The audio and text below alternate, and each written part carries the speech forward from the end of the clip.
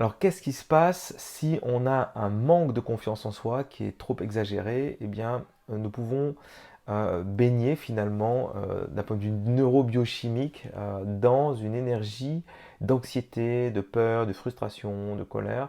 Et tout ça va être relié à une activation de cortisol, cette hormone de stress. Et s'il y a trop de cortisol de manière chronique, ça peut avoir des conséquences sur la santé. Ça peut baisser le système immunitaire, parce qu'on sait que le cortisol est immunodépresseur au niveau du système immunitaire, s'il y en a trop, bien entendu, hein. Ça peut baisser les défenses cardiaques, les défenses neurologiques et la digestion. Ça, c'est décrit dans la littérature scientifique. Et qu'est-ce qui se passe? Quand la personne baigne dans ces énergies, on va dire, de mal-être, elle va beaucoup moins bien respirer, beaucoup moins d'oxygène, beaucoup moins d'énergie. Elle va avoir une inflammation dans le corps. C'est très important de se rappeler et de comprendre que la plupart des maladies chroniques sont liées à une inflammation dans le corps. Et cette inflammation va faire qu'il y aura moins d'énergie pour les choses essentielles de la vie, il va y avoir une baisse de vision, une baisse d'anticipation de résultats, une baisse d'intégrité globale pour la personne. Et cette baisse de vision va avoir une conséquence sur une baisse d'anticipation sur les événements. Et la personne va avoir de moins bons résultats, va avoir des sensations d'impuissance. Et ces moins bons résultats vont contribuer à créer cette spirale de manque de confiance en soi. Alors heureusement, il n'y a pas de fatalité et on peut faire exactement l'opposé. En travaillant sur la confiance en soi, nous pouvons développer notre niveau d'inspiration, notre niveau de confiance, de création.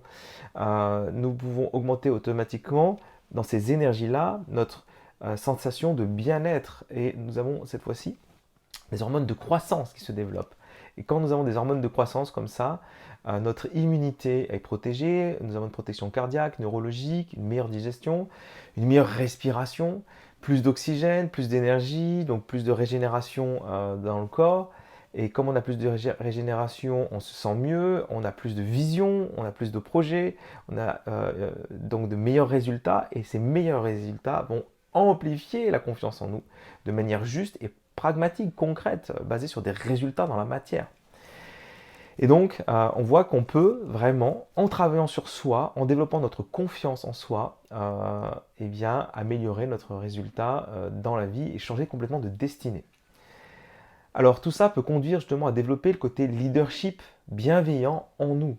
Et un leadership bienveillant, pour moi, qu'est-ce que c'est? C'est quelqu'un qui va avoir des connaissances sur soi, qui va travailler sur soi, qui va développer de la lucidité sur lui et sur la vie, qui va avoir le courage de regarder la vie comme elle est, de l'accueillir comme elle est, avoir la sagesse de prendre du recul et d'être en paix par rapport à ce qu'elle observe dans ce qui se passe dans sa vie et dans celle des autres.